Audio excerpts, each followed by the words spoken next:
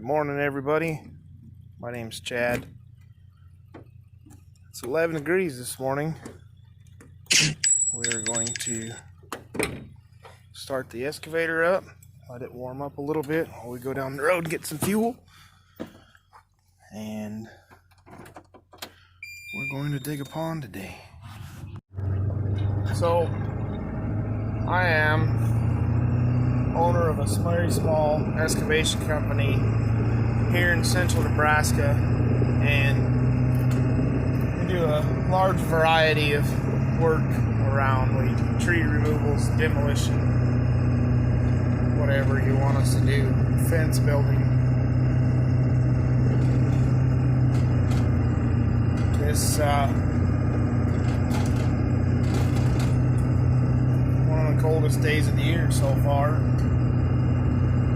The customer wanted us to make his cow pond a little bit bigger, a little more water, and a little more space, easier to get in and out of for the cows.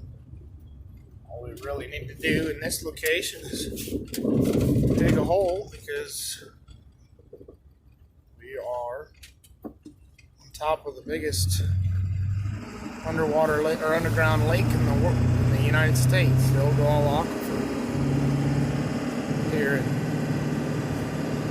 central Nebraska. Okay, so we got fuel, some fuel. Pumps are running slow. We got enough to get through today anyways. We're on our way out here to the pond to dig it.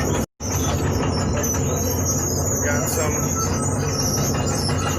supervisors watching us, and then the pond is right in there.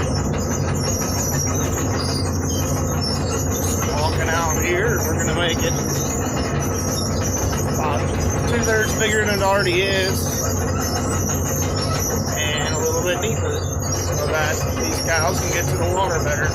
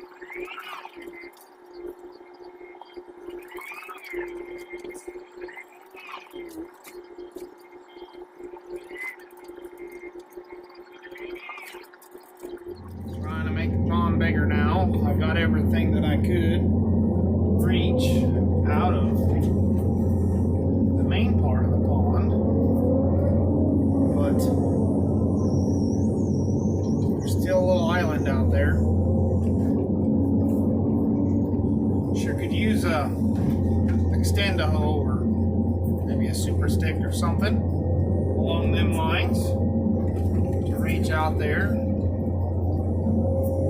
But don't have one. Someday maybe make something work for this thing.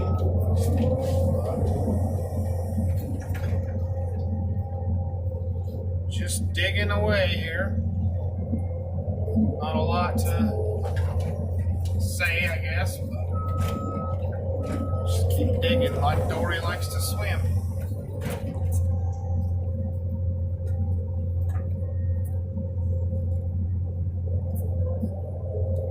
Got a bit of a mess in the window, but just slopping mud around, it's kind of hard to avoid.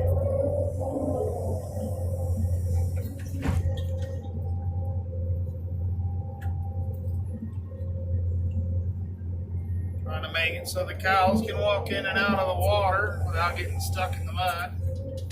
Don't want that.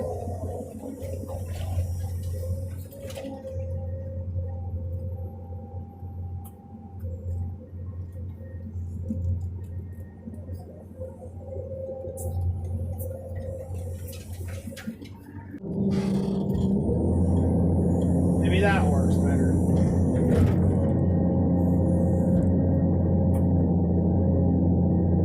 Learn how to do this YouTube thing.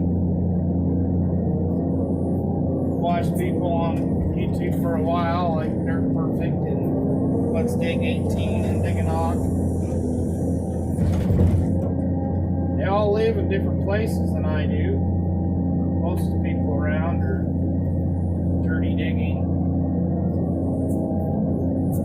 But everybody does things a little bit different.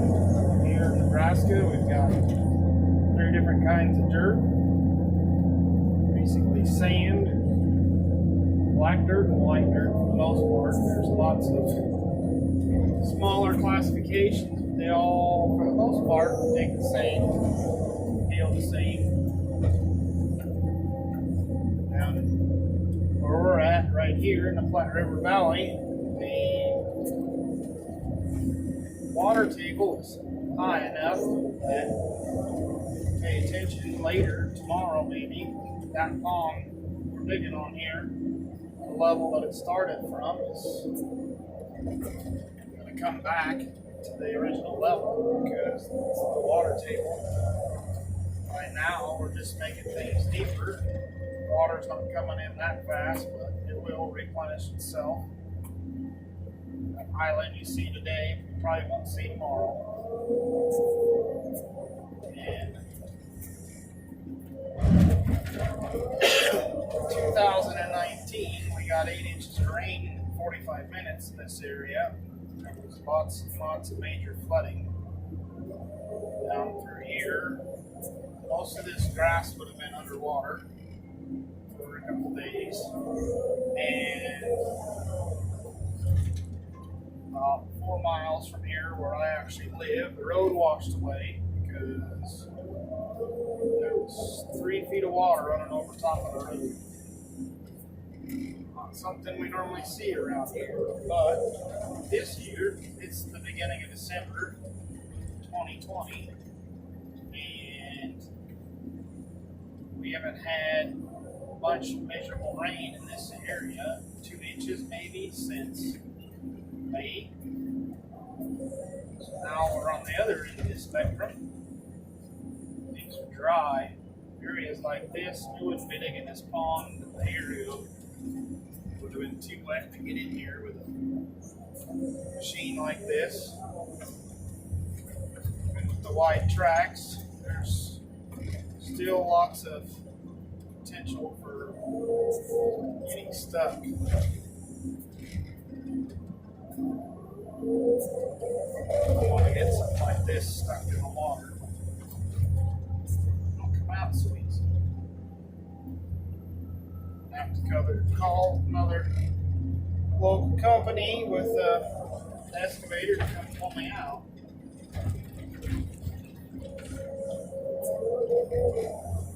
Wouldn't be much fun.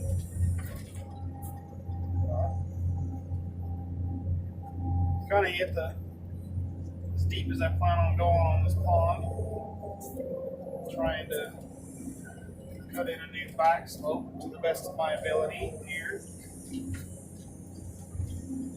Might come over here with the dozer after a couple of days, let the moisture settle out. If the weather stays nice enough, kind of knock all this down. Probably knock it down at the excavator before we go, make it look nice. So if we don't come back, we don't come back. It's going to take a lot of dirt move to dig out this pond.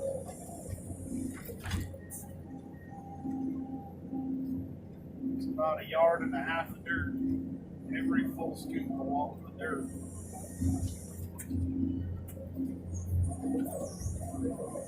Adds up. But with a smaller excavator like this, your reach is really limited.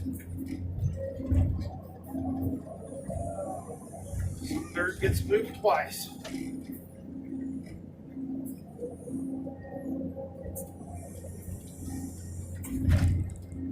So we don't move too much of it twice.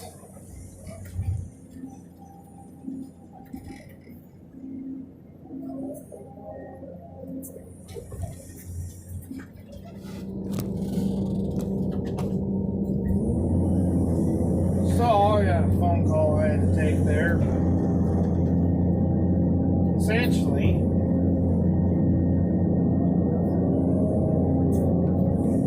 still digging, making some progress. We're getting kind of close. Might need to go around and pull the sides back some so we get some more room here. But on the other side, those trees right out there is Platte River. Not the North Platte, not the South Platte. They're combined at this point. And underneath us here, there's a bunch of sand and gravel that water is in. River level fluctuates due to the local power and irrigation district controlling their water structures, but the closer you are to the river, the more fluctuation you can see in the water table near to the river. Here, we're far enough away that there's not a lot of fluctuation with water level, but as droughts come and irrigation goes on, largest irrigated cropland area in the world, most prolific too, as far as I'm aware. But as the summer irrigation season goes on, the water level goes down and it comes up, and then depending on how much rain we get or don't get. But most of our gravel around here is 2 inch and smaller. Mud rock, it's a smooth river rock that they pump out of gravel pits along the side of the river where the sand and the gravel is. If you look careful at what I'm digging here, you'll see pockets of sand and gravel that come up because we're kind of dipping into the top of it here. But there's a lot of regular dirt here to get to the top of the sand layers. It's not a very good area to pump gravel. We don't really have big gravel pits like one would think with huge loaders and haul trucks and screening plants. There's a boat that sits in a pond and it pumps the gravel from deep in the pond. And then it all runs through a screening plant. And there's typically only a couple of smaller loaders that load gravel trucks and haul it out. You can see there's gravel and sand.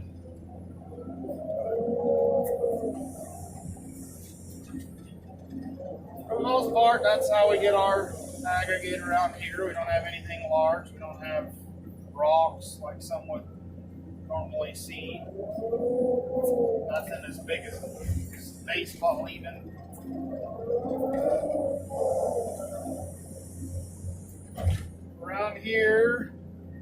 best aggregate you can get is crushed concrete. Everybody who demos concrete keeps a stockpile and has the crusher come around and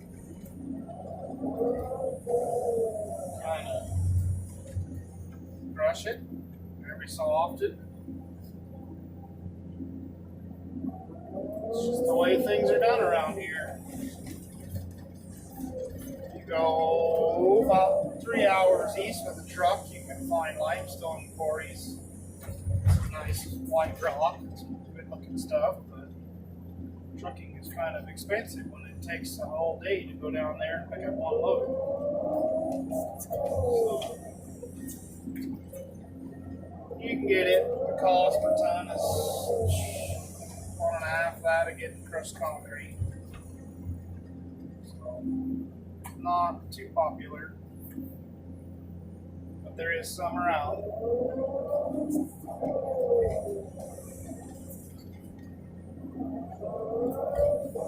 We're in a high cropland, highly productive county in the state here.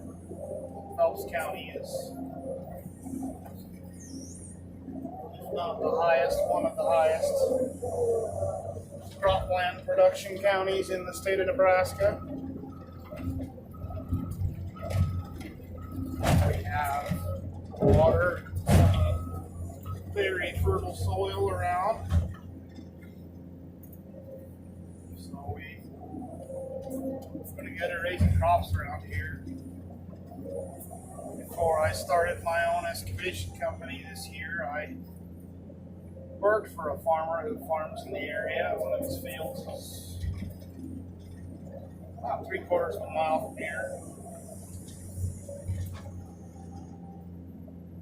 He's a cousin of mine, and that's how I ended up in Nebraska from southern Arizona.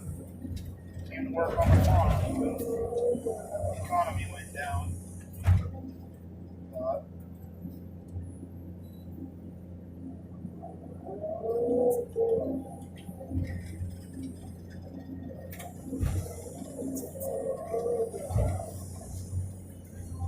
really good deer hunting right through this area too. You don't want to drive these roads at a high rate of speed at night. Lots of deer. The other cow.